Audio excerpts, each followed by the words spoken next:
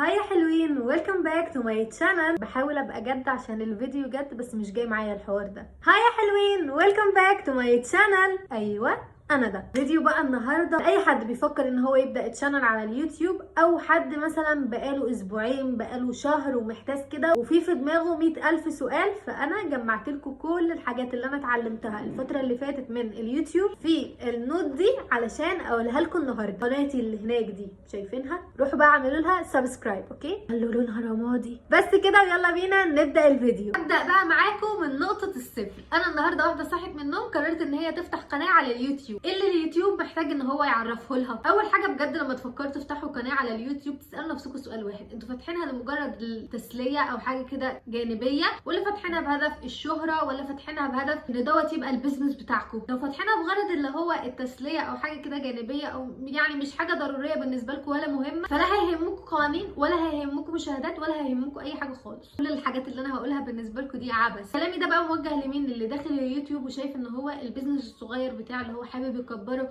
او حد حابب ان هو يتعرف ويتشهر. اول حاجه محتاجين تعرفوها كصناع محتوى لسه هيبداوا على اليوتيوب هو شروط اليوتيوب. هما شرطين او ثلاثه. اول شرط ان انتوا تحققوا 1000 مشترك. تاني شرط ان انتوا تحققوا 4000 ساعه مشاهده. يعني ايه 4000 ساعه مشاهده؟ يعني عدد الساعات اللي الناس قاعده تتفرج فيها على فيديوهاتكم 4000. طب يا نمنم، تحقيق الشرط دوت صعب ولا سهل؟ بالنسبه لشخص ممكن يكون مستحيل، شرط مستحيل ان انا احققه، وبالنسبه لشخص تاني سهل جدا ان انا احققه. من اهم الحاجات اللي محتاجين تبروزوها وتحطوها في اعتباركم ان اليوتيوب في جزء كده منه قايم على الحظ. يعني مثلا ممكن حد يتشهر ويتعرف من اول فيديو ليه ويحقق ال1000 مشترك وال 4000 ساعه مشاهده، او من اول مثلا 3 4 فيديوهات ليه. وممكن حد يقعد حرفيا سنين بيحاول ان هو يوصل لل 4000 ساعه مشاهده دول. فموضوع ال 4000 ساعه مشاهده وال1000 مشترك دول هو متفاوت على حسب كل واحد وعلى حسب حظ كل واحد كده. من الاخر هكلمكم اكتر عن تجربتي انا الشخصيه. مبدئيا كده انا بلكم ان انا بقالي هنا 3 شهور، بس في الحقيقه انا بقالي سنه و3 شهور. السنه الاولانيه دي كان عندي قناه تانية بدات عليها. بصراحه زي ما قلت لكم في اول الفيديو، انا كنت واخده الموضوع لعب وتسليه مش اكتر. بس بعد كده لما لقيت ان هو بياخد من وقتي ومجهودي وكمان كنت مستمتعه قوي بيه، قررت ان انا اخده ان هو المشروع الصغير بتاعي اللي انا بحاول اكبره. وبجد يا جماعه تعبت قوي في التصوير وبحاول ان انا الاقي افكار. كنت ببذل مجهود كبير قوي علشان احقق ال 4000 ساعه وال1000 مشترك، وللاسف بعد يمكن سنه و3 شهور كده ما كنتش حققت ال1000 مشترك. تخيلوا كنت حققت بس من 117 فيديو 700 ساعه. ووقتها صراحه ابتديت ان انا افقد الامل واحبط وقرر ان انا اقفل القناه وابطل اصلا فيديوهات. بس ايمانا بنفسي وبالموهبه الفذه اللي عندي قررت انه لا يا نمنم، يلا بينا نبدا من اول وجديد. ويمكن النصيحه دي لا سمعتوها من حد قبل كده ولا هتسمعوها من حد بعد كده، وهي ان انتوا لما تبداوا قناه على اليوتيوب ابتدوا بقناه بتجربوا فيها، سواء بقى بتجربوا فيها ادائكم، بتجربوا فيها انواع فيديوهات مختلفه لحد ما توصلوا لحاجه انتوا حابينها وحابين ان انتوا تكملوا فيها، وبعدها ابتدوا ان انتوا تفتحوا قناه اساسيه. كمان من الحاجات اللي خلتني اتجه ان انا افتح قناه جديده، اولا كان عدى اصلا 365 يوم على القناه القديمه، ودي برده نقطه مهمه، ان شرط تحقيق ال 4000 ساعه مشاهده وال1000 مشترك مدتها 365 يوم. لو عدت السنه دي من غير ما تحققوا الشروط، الساعات اللي انتوا حققتوها من اول فيديو نزلتوه هتبتدي تتسحب واحده واحده مع تاريخ كل فيديو. بمعنى مثلا انا نزلت اول فيديو ليا يوم 14/4/2022 ما حققتش شروط اليوتيوب في اول سنه، هيجي 14/4/2023 هيسحبوا الساعات بتاعه الفيديو ده. فبصراحه لما لقيت ان انا كل ما ببدا اعمل فيديوهات جديده الفيديوهات القديمه بيتسحب منها ساعات، قررت انه لا، نمنم ستوب، يلا بينا نبتدي من جديد. ويا جماعه بجد فرق شاسع قناتي القديمه بقناتي الجديده، مع ان هي نفس التصميم، هي مع ان نفس المكان، نفس انواع الفيديوهات، نفس كل حاجه، بس ابتديت ان انا اكتسب خبره، ابتديت ان انا ابحث وافهم اكتر. في خلال 3 شهور كنت حققت ال 4000 ساعه مشاهده وكنت بقيت 2000 سبسكرايب. ده كده بالنسبه لاول حاجه وهي شروط اليوتيوب. ننتقل بقى لتاني نقطه الا وهي الازمات. ايه هي بقى الازمات اللي ممكن تقابلنا يا نمنم على قناتنا على اليوتيوب؟ اول حاجه ازمه الافكار. نفس البنت اللي صحت من النوم قررت ان هي تفتح قناه على اليوتيوب، جابت كده النوته وبدات تكتب افكار وفجاه نفذت كل الافكار، ومن هنا ابتدت الافكار تخلص. في بالي 7 8 فيديوهات خلاص عملتهم، ماذا بعد؟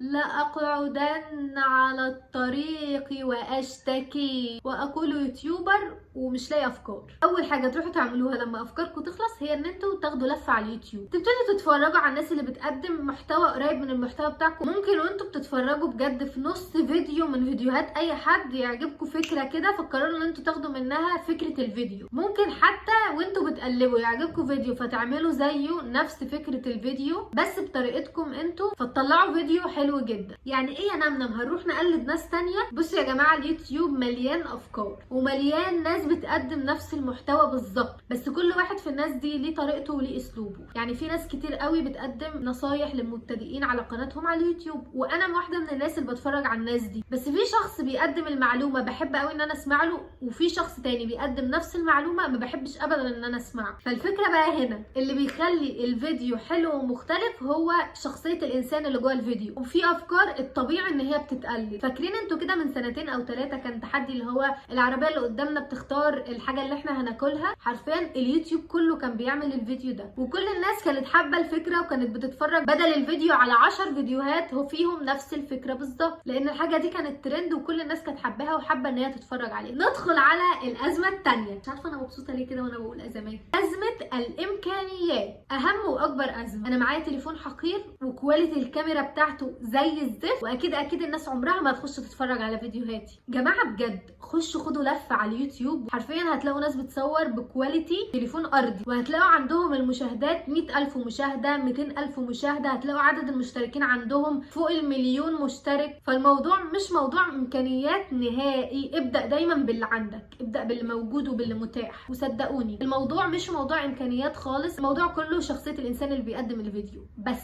هيجيلكوا مثلا في دماغكم كده ان انا شخص ما عندوش قبول، مش كل الناس بتحبني. برضو افتح اليوتيوب هتشوف ناس بالنسبه لك بجد مش عارفه يعني بيصور فيديوهات دوت ازاي، وهتلاقي عنده بجد ناس كتير قوي بتحبه وبتتفرج عليه وبتكتب له كومنتات حلوه. فالشخص اللي ما عندوش قبول بالنسبه لك هو بالنسبه لحد تاني احسن حد في الدنيا. ما تطلعوش في نفسكم القطط الفاطسه، فاهمين؟ اللي مش فاهم يعني ايه، يعني ما تطلعوش في نفسكم عيوب وخلاص لمجرد انها عيوب. افهموا المثل وانتوا ساكتين. نخش على الازمه اللي بعد كده.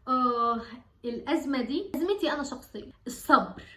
يوتيوب يعني صبر. لو انت كده في حياتك حاسس ان انت شخص مش صبور، افتح قناه على اليوتيوب، صدقني هتتعلم الصبر. ابتداء بقى من موضوع ال 4000 ساعه مشاهده وال 1000 مشترك دول لحد نقطه تحقيق الربح. محتاج ان انت تصبر بس تصبر وتشتغل وتصبر. يعني زي ما قلت لكم كده، في ناس بتحقق ال1000 مشترك في يوم، في ناس بتحققها في سنه. فالموضوع محتاج ايه؟ محتاج صبر. في ناس بتتعب في الفيديوهات وتصور وتشتغل وتصرف فلوس على الفيديو، وفي الاخر اول ما تنزل الفيديو 500 مشاهده 600 مشاهده. فالموضوع محتاج بس صبر. هقول لكم برضو على حاجه حصلت معايا انا شخصيا. انا نزلت فيديو في شهر ما كده من فتره، والفيديو الحمد لله جاب 3000.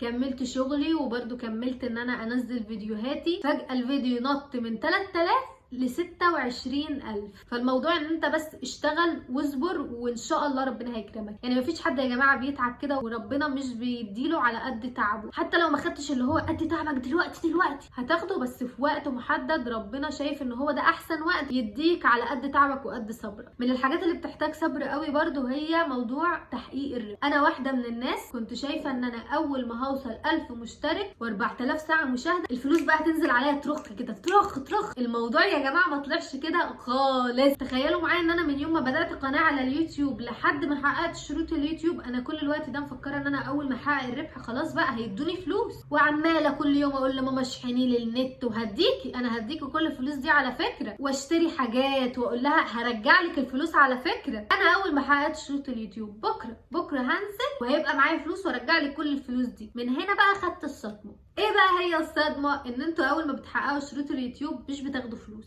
انتوا بتدخلوا في مرحله تانية. اول حاجه اليوتيوب بيبتدي ان هو يدخل قناتكم في المراجعه. قبل موضوع المراجعه بتعملوا اكونت في حاجه اسمها ادسنس. المفروض ان الاكونت ده بيتعمل في خلال 3-4 ساعات. يعني هم بتعمل الاكونت وهم بيتوافقوا عليه في خلال 3-4 ساعات. انا قعد معايا اسبوعين كل يوم افتح اتفرج على الناس اللي بتتكلم على الادسنس، وكلهم مجمعين ان الموضوع بياخد 3-4 ساعات. يعني لو طول شويه يبقى من يوم لحد يومين. فانا في خلال الاسبوعين دول كنت بنهار، لان انا عارفه انه الادسنس ده لو عملت فيه حاجه غلط ما بتعرفش ان انت تعدلها بعد كده، كمان ممكن يوقف الارباح النهائي على القناه. بعد كده بعتولي مسج وقالوا لي انه هاي احنا وافقنا على الادسنس بتاعك. هم اكيد يا جماعه ما قالوش كده بالنص يعني، بس اوكي هم وافقوا. بعد كده قدمت القناه بتاعتي للمراجعه، برضه اتفرجت على نفس الناس اللي بيتكلموا عن سياسه اليوتيوب وبيفهموك يعني كل حاجه في اليوتيوب. قالوا ان هو بياخد مثلا شهر شهرين، الموضوع متفاوت. انا خد معايا قد ايه؟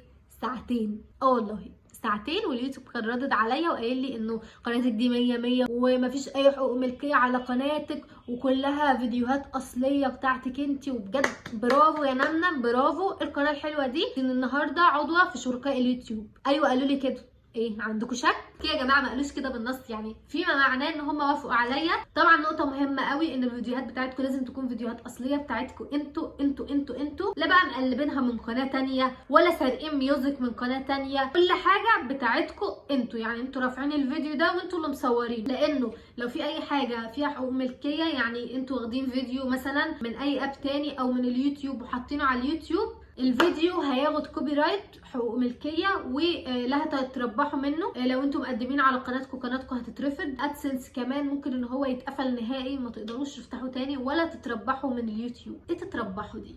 تحققوا ارباح يعني. بعدها بقى بيبتدي ان هو يشغل لكم الارباح على فيديوهاتكم. في 3 اسئله بالنسبه لارباح اليوتيوب. اول سؤال، ليه بناخد فلوس من اليوتيوب؟ لان اليوتيوب بيحط اعلانات على فيديوهاتكم. عارفين انتوا الفيديو اللي بيظهر في اول الفيديو او في نص الفيديو وبتروحوا تعملوا له سكيب؟ ده اهو ده بقى اللي احنا بناخد منه فلوس. وطبعا لما بتعملوا سكيب مش بناخد فلوس، او بيبقى اللي هو عارفين كده، فاهمين كده. فيا ريت نتفرجوا على الفيديوهات او الاعلانات اللي بتظهر على الفيديو عشان انا اخد الفلوس اللي هي مش عارفه اخدها دي. هفهمكم ليه دلوقتي مش عارفه اخدها. فكده عرفنا اول حاجه اللي بناخد فلوس من على اليوتيوب. تاني بقى سؤال على موضوع الفلوس، بناخد فلوس قد ايه؟ مبدئيا يا جماعه الموضوع دوت مش ثابت، يعني مفيش 2 بيقبضوا زي بعض. كمان موضوع الدول، يعني انتوا لو في دوله اجنبيه غير لو انتوا في دوله عربيه. فلو حد عنده قناه يوتيوب وقال لكم ان هو مثلا بيقبض 10,000 5,000، الموضوع ده اي كلام، لانه حتى الشخص الواحد مش كل شهر بيقبض زي الشهر اللي قبليه. المشاهدات دي بتتحسب على اساس ايه؟ على اساس الاعلانات المحطوطه على الفيديوهات، وكمان المشاهد اللي بيتفرج عليكم ده بيشوفكم منين. يعني هنفترض مثلا دلوقتي حد بيتفرج عليك من مصر وحد بيتفرج من امريكا، الاعلان اللي هيظهر اللي في امريكا ده هيكون غير الاعلان اللي هيظهر اللي في مصر. يعني سي مثلا اللي في امريكا ممكن يظهر له اعلان ايفون، اللي في مصر هيظهر له مثلا اعلان اورنج او موبينيل شيبسي مثلا. فالارباح اللي بتقدمها الشركه دي اكيد غير الارباح اللي بتقدمها الشركه دي. كمان موضوع الفيديو اللي اقل من 8 دقايق ما بيتحطش عليه ارباح، حتى لو اتحط عليه اعلانات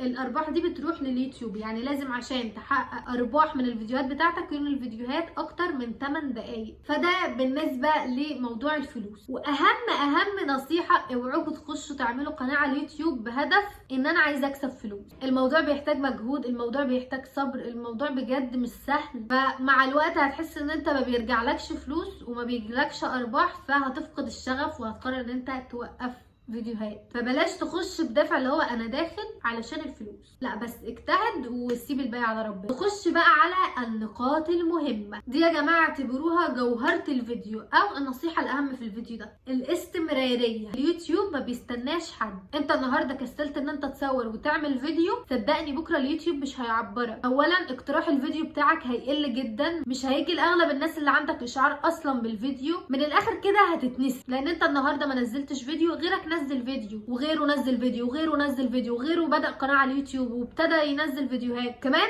المنافسة صعبة، في ناس كتير قوي على اليوتيوب، فلازم الواحد يخلق لنفسه كده حتة ويطلع منها ويدخل ويعمل قاعدة جماهيرية، الكلام الكبير اللي انا بقوله ده، والناس تحبه. فاهم حاجة ان انت تستمر بمعدل بقى اللي انت عايزه، كل يوم فيديو، كل يومين فيديو، كل اسبوع فيديو. المهم يكون في يوم ثابت وفي ميعاد ثابت. انا مثلا بنزل 3 فيديوهات في الاسبوع الساعه 8 بالليل، ده توقيت ثابت. حتى لو غيرت مواعيدك وكل مره في ميعاد شكل، ده برضو بيقلل اقتراح فيديوهات. يعني من الاخر كده بيحسس يوتيوب ان انت مش واخد الموضوع على محمل الجد، فهو كمان مش بياخدك على محمل الجد. بس كده، ده كان فيديو النهارده. اتمنى بجد ان انتوا تكونوا استفدتوا. لو عندكم اي سؤال عن ازاي تبداوا قناه على اليوتيوب، تعملوا اي سؤال بخصوص الموضوع ده، اكتبوا لي تحت في الكومنت او ابعتوا لي على الانستجرام. وبس كده، بحبكم جدا، واكيد ما تنسوش ان انتوا تحطوا لايك للفيديو، كمان تروحوا بسرعه تشتركوا في القناه. كالعاده في نهايه كل فيديو عايزه اقول لكم ان انا بحبكم جدا. باي.